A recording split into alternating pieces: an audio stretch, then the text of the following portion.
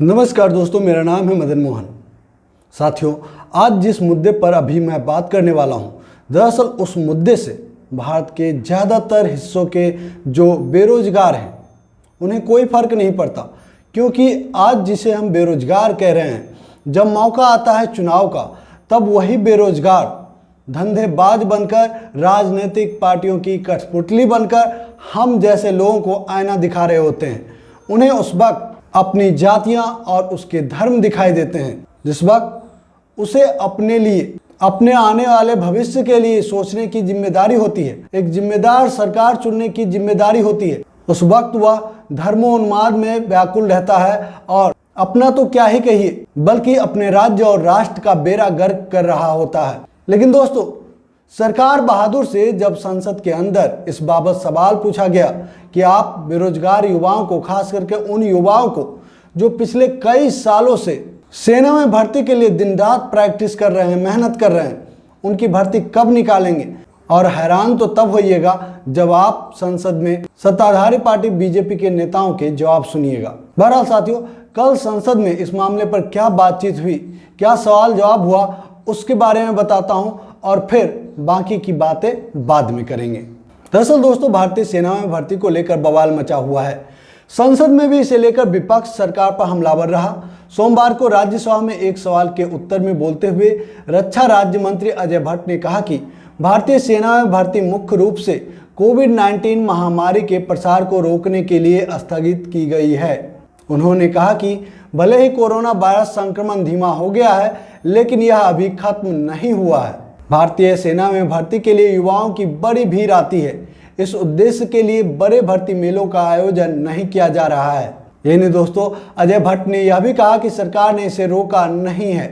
रक्षा राज्य मंत्री अजय भट्ट ने यह जवाब राजस्थान से सांसद हनुमान बेनीवाल के सवाल के लिखित जवाब के रूप में दिया है। उन्होंने कहा कि कोरोना के कारण राजस्थान सहित पूरे देश में सभी रिक्रूटमेंट और जोनल रिक्रूटमेंट जोन ऑफिस में भर्ती रैलियों पर अगले आदेश तक रोक लगा रखी है। कोरोना की स्थिति में सुधार होने तक इस पर रोक लगी रहेगी।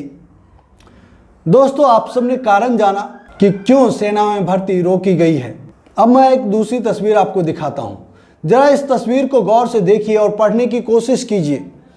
मुझे लगता है कि इस तस्वीर में जो कुछ भी लिखा हुआ है शुद्ध हिंदी यानी कि मातृभाषा में लिखा गया है और ज़्यादातर देश के युवा युवती इस तस्वीर पर लिखे गए शब्दों को आसानी से पढ़ सकते हैं। योगी राज 2.0 भव्य होगा आगाज। 25 मार्च को शपथ लेंगे योगी आदित्यनाथ। 40 से ज़्यादा मंत्री भी ले सकते हैं शपथ। 5 लाख लोगों के पहुंचने की उम्मीद। 5 लाख लोगों के पहुंचने की उम्मीद। 5 लाख कितने होते हैं? नहीं, मुझे पता है कि आप सब में कोई संबित पात्रा नहीं है, इसलिए मैं आशा कर सकता हूं कि आप लोग 5 लाख में कितने जीरो होते हैं ये तो बता ही सकते हैं। और जब जीरो बता देंगे तो हमें यह भी पूर्ण विश्वास है कि आप लोग को ये पता ही होगा कि आखिर 5 लाख जो वैल्यू होता है वो क्या होता है। अगर 5 लाख जनता की बात करें तो उन्हें बैठाने के लिए या रोकने के लिए कितने जगह की आवश्यकता होगी, उसके लिए कितनी तैयारी की जानी चाहिए होगी। मैं पूछना चाहता हूं रक्षा राज्य मंत्री अजय भट्ट जी से, क्या आपके पार्टी के दिग्गज नेताओं के मौजूदगी में लाखों लाख लोग जब योगी आदित्यनाथ के शपथ ग्रहण समारोह में पहुंचेंगे तो क्या वहां पर कोरोना का संक्रमण फैलने का कोई डर नहीं है? क्या मोदी सरकार उस ग्राउंड को टीका लगा चुकी है, या फिर उस चेयर को जिस पर वो जनता बैठेगी, या फिर कोरोना की दवाइयां आपके नेताओं के धार धार बोले जाने वाले भाषण से निकलेगी और जनता के ऊपर उसकी बरसात होगी जो उसे कोरोना संक्रमण से बचाएगी? नहीं साहब, ऐसा कुछ नहीं होगा। तो बंद कीजिए इस तरह की बकवास। हम जानते हैं कि आप इतने सक्षम हैं कि भारत का कोई भी कानून 100% जगहों पर लागू कर सकते हैं, 100%। लेकिन आपकी भी मजबूरी है, आप भी किसी पार्टी से आते हैं। अगर आज आप पार्टी के काम में दखल देंगे, आप इस तरह के कार्यक्रम में लोगों को हुजूम को जुटने नहीं देंगे, तो हो सकता है अगली बार आपको पार्टी इस पद तक पहुंचने ही ना दे। यह आपकी मजबूरी हो सकती है, लेकिन मेरी मजबूरी नहीं है। मैं मजबूर नहीं हूं। और मुझे नहीं लगता कि जिस तरह का तैयारी किसी राज्य के मुख्यमंत्री की शपथ ग्रहण समारोह में जनता के लिए किया जाता है या किया जा सकता है, उसका 5% भी तैयारी सेना के भर्ती के किसी भी रैली के लिए किया जाता हो। क्योंकि सेना भर्ती रैली जो आयोजित की जाती है उसके लिए सिर्फ और सिर्फ युवाओं को एक बड़े ग्राउंड में इकट्ठा किया जाता है। इसके अलावा ना उनके खाने की कोई व्यवस्था होती है वहां पर और ना ही पीने के साफ पानी का। तो ऐसे में जो सरकार बहादुर कोरोना के पीछे खुद की काली करतूतों को छिपाने का जो असफल कोशिश कर रहे हैं, मैं उनसे पूछना चाहता हूं, आखिर आपकी ये दलील कब तक काम आएगी? ऐसा तो नहीं है कि कोरोना के कारण ही ये तमाम बेरोजगारी आई है। हाँ, ये जरूर है, कोरोना के कारण बेरोजगारी की दर में बेतहाशा वृद्धि हुई है, लेकिन ये नहीं भूलना होगा कि कोरोना से पहले भी यह देश 45 साल में सबसे बड़ी बेरोजगारी को देख रहा था, सामना कर रहा था।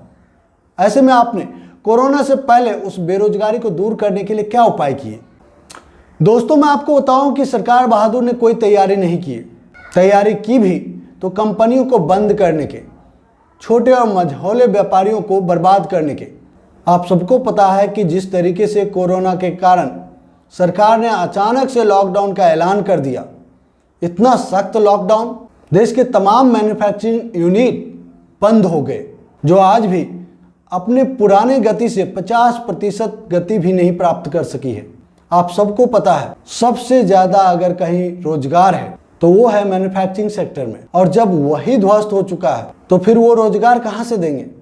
जब मार्केट में प्रोडक्ट्स की डिमांड ही खत्म है, ना के बराबर है, तो वो कंपनियां मैन्युफैक्चरिंग किस लिए करेगी?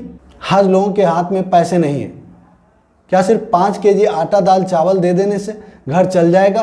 तो जब आप 5 केजी आटा दाल चावल में ही खुश हो जाएंगे तो उस राज्य सरकार या फिर उस केंद्र सरकार के लिए आपकी बेरोजगारी टेंशन क्यों होगी? और ऐसा नहीं है कि सिर्फ और सिर्फ योगी आदित्यनाथ के शपथ ग्रहण समारोह में ही लोगों की भीड़ उमड़ रही है। इससे पहले हमने पंजाब में देखा किस तरीके से मान साहब के शपथ ग्रहण समारोह में लाखों लोगों के पहुंचने की बातें की जा रही थी और लाखों लोग पहुंचे भी। और तथाकथित हमारे मेन स्ट्रीम मीडिया के तो कहना ही क्या, उनके तो महिमा ही अपरंपार है। तमाम चुनावी रैलियों में, शपथ ग्रहण समारोह में पहुंचते लोगों के हुजूम को उस नेता की ताकत बताता है, उस पार्टी की ताकत बताता है।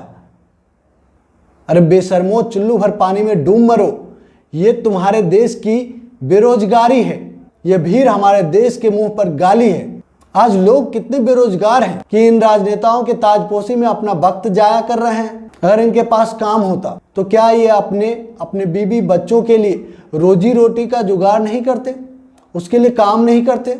दोस्तों, अब भी वक्त है, जल्द से जल्द ये जो हमारे देश के विकास पुरुष हैं, इनकी जो विकास की परिभाषा है, इन्हें हमें समझना होगा और अपने परिस्थितियों को बदलने के लिए उन्हें उनकी जिम्मेदारी को याद दिलाना होगा। दोस्तों, मैं ये भी जानता हूं कि आपको मेरी इन तमाम बातों से कोई मतलब नहीं है, ना ही आपको इससे फर्क पड़ेगा, क्योंकि एक के बाद एक आप इसी तरीके से जाति और धर्म के आधार पर अपनी सरकारें चुनेंगे। 5 साल तक आप ऐसे ही नेताओं को गाली निकालेंगे और वापस से जब अगले बार चुनाव आएगा तो फिर से आप वही करेंगे जो पिछले चुनाव में किया था। लेकिन जब आप अपने आदत से मजबूर हैं तो मैं भी अपने आदत से मजबूर हूं। मैं ऐसे ही आप लोग को आईना दिखाता रहूंगा, चाहे आप हमारी बातों को माने ना माने, आप मुझे देशद्रोही का टैग दे दें, कोई फर्क नहीं पड़ता। मैं अपना काम करता रहूंगा, मुझे जो गलत लगेगा मैं आवाज़ उठाता रहूंगा। इन्हीं शब्दों के साथ मदन मोहन को दीजिए इजाज़त। जय हिंद, जय भारत, जय संविधान।